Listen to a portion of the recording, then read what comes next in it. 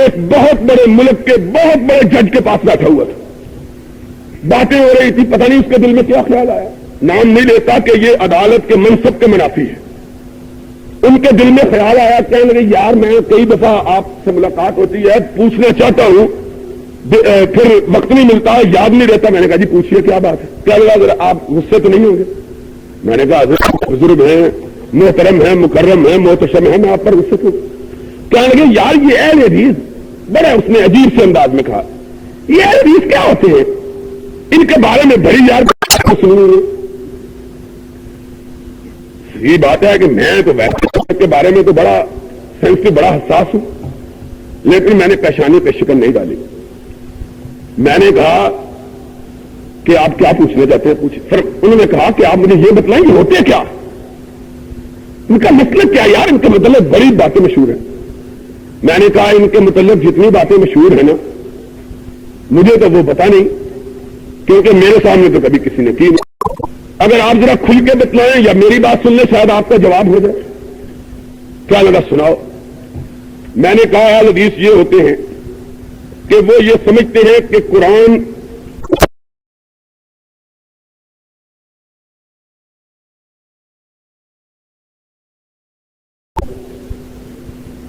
اور آپ کی زندگی میں پورا قرآن کا کوئی حصہ باقی نہیں رہا۔ یار یہ اتنی وضاحت کی کیا بات ہے، میں پڑھا لکھا آدمی ہوں، آپ بات کریں۔ میں نے کہا نہیں ہے وضاحت کی ضرورت۔ میں نے کہا میرے باتوں کو ذرا غور سے سنتے رہے، میری بات سمجھ میں آ رہی ہے کہ نہیں آ رہی؟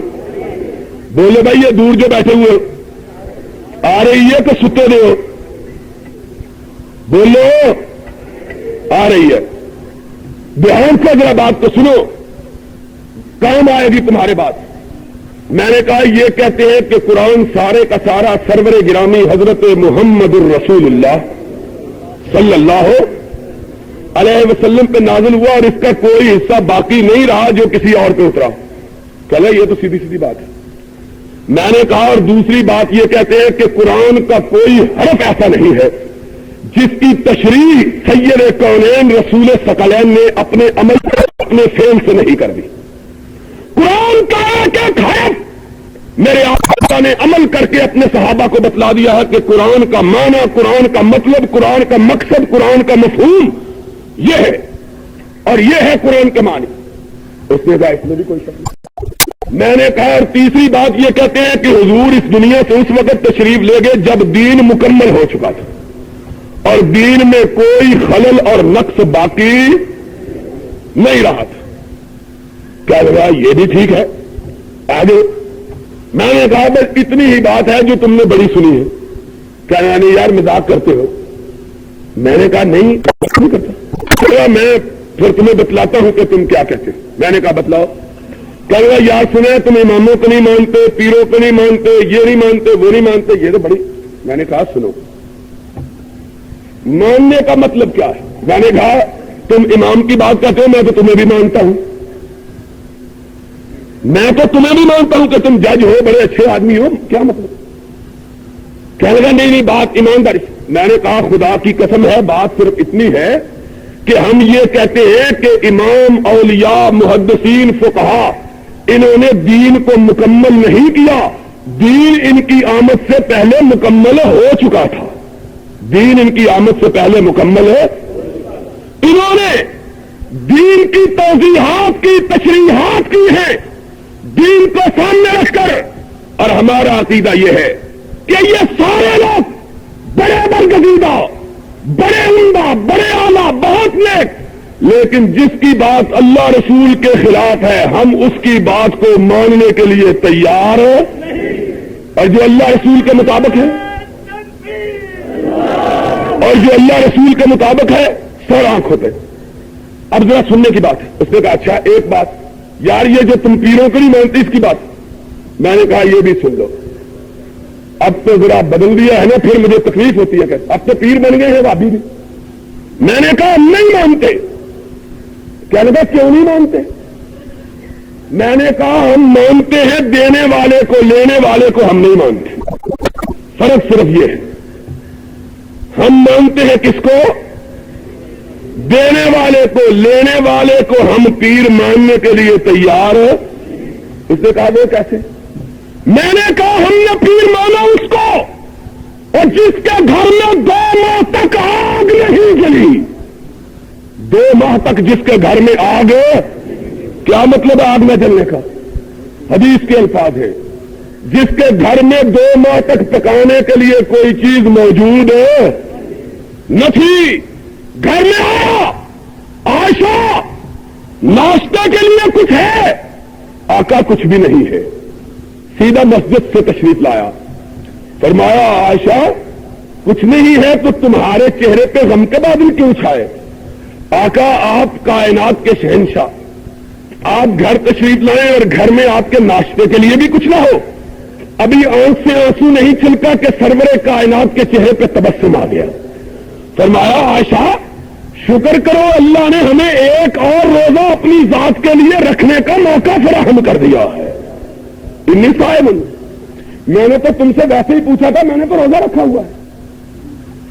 دوسرے دن پھر آئے، عائشہ گھر میں کچھ ہے؟ آقا کچھ بھی نہیں ہے. فرمایا کوئی بات نہیں، انی صائم، میں نے تو آج بھی روزہ رکھا ہوا ہے. رات کو آئے، افطاری کے لیے کچھ ہے؟ آقا ایک کھجور ہے. فرمایا اللہ کا شکر ہے جس کو کھجور مل گئی سب کچھ مل گیا. پھر آئے آقا آج تو پانی کے سوا کچھ بھی نہیں. فرمایا عائشہ اللہ نے ہر چیز کو پانی ہی سے بنایا ہے، پھر کیا پانی تو موجود ہے. آقا آج تو گھر میں نمک بھی باقی نہیں رہا. فرمایا کچھ نہیں، آج پانی سے ہی گزارا. 2 ماہ تک ایندھن نہیں جلا، 2 ماہ تک آگ. اور پھر پڑوسن ایک آئی، شام کا وقت، نبی طاہر و مطہر تشریف لائے. عائشہ آج کچھ گھر میں ہے؟ آقا ایک کھجور آئی تھی تحفے کی، میں نے بچا کے رکھی. آقا آپ کے آنے سے پہلے ایک فقیر عورت اپنے ساتھ چھوٹی سی بچی لے کے آئی. اس نے کہا نبی کے گھرانے والوں میری بچی نے کئی دن سے کچھ نہیں کھایا. آقا وہ کھجور جو میں نے آپ کے لیے بچا کے رکھی تھی آقا میں نے اٹھا کے اس فقیرنی کو دے دی ہے. آقا کے چہرے پہ مسکراہٹ آ گئی. فرمایا ما عندکم ینفد وما عند اللہ باق.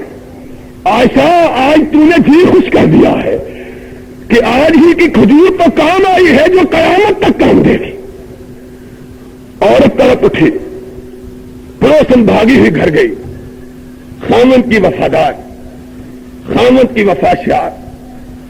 گھر میں ایک ہی بکری، اس کا دودھ دویا، بچوں کو نہیں پلایا، رکھ لیا، لیکن اپنی مرضی سے اٹھا کے نہیں لے گی کہ خامن سے نہیں پوچھا ہے. خامد آیا، دیکھا بی بی جاگ رہی ہے. رات گئے، بی بی کیا بات ہے آج اتنی رات کو جاگ رہی؟ تڑپ اٹھی، آنکھوں میں آنسو. کہا میرے آقا آج میں کائنات کے شہنشاہ کے گھر گئی، ان کے گھر پہ 2 ماہ سے آگ نہیں جلی ہے، اور آج کائنات کے امام تشریف لائے، ان کے روزہ افطار کرنے کے لیے گھر میں پانی کے گھونٹ کے سوا کچھ بھی نہیں تھا. میرے مالک آج میں نے دودھ کو بچایا، بچوں کو نہیں پلایا، تیری اجازت کی طلبگار رہی.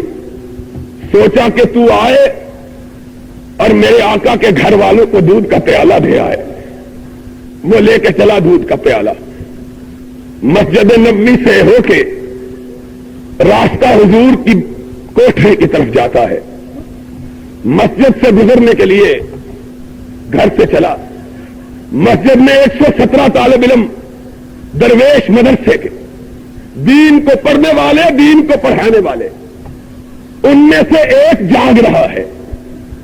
کہا تمہیں ابو ہریرہ نیند کیوں نہیں آتی؟ کہا مدینے کے مسجد کے رب کی قسم ہے میں نے 5 دن سے کچھ نہیں کھایا، لیٹتا ہوں تو پیٹ کروٹ نہیں بدلنے دیتا. کیسے سو؟ اٹھ کے کھڑے، بیٹھ گئے. کہا اللہ دیکھ لے میں نے 5 دن تجھ سے کچھ نہیں مانگا تھا، آج تو نیند نہیں آتی، آج کچھ کھانے کے لیے. ہائے دل میں سوز ہو تو دعا عرش معلیٰ کے کناروں تک جا پہنچے.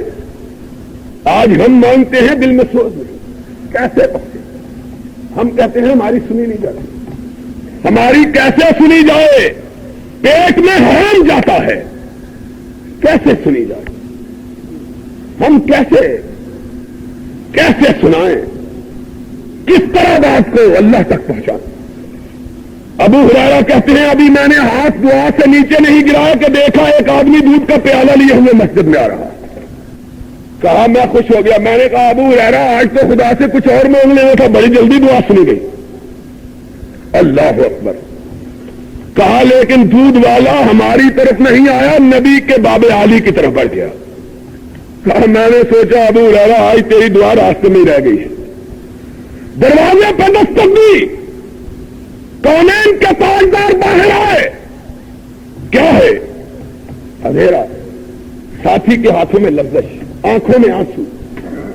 اللہ کے حبیب میری بیوی نے بتلایا آپ کے گھر میں 2 ماہ سے آگ نہیں جلی. آقا میری کل کائنات یہی دودھ کا پیالہ تھا لے کے آ گیا. قبول فرمائیے. کائنات کے شہنشاہ نے دودھ کا پیالہ پکڑا اور حدیث کے الفاظ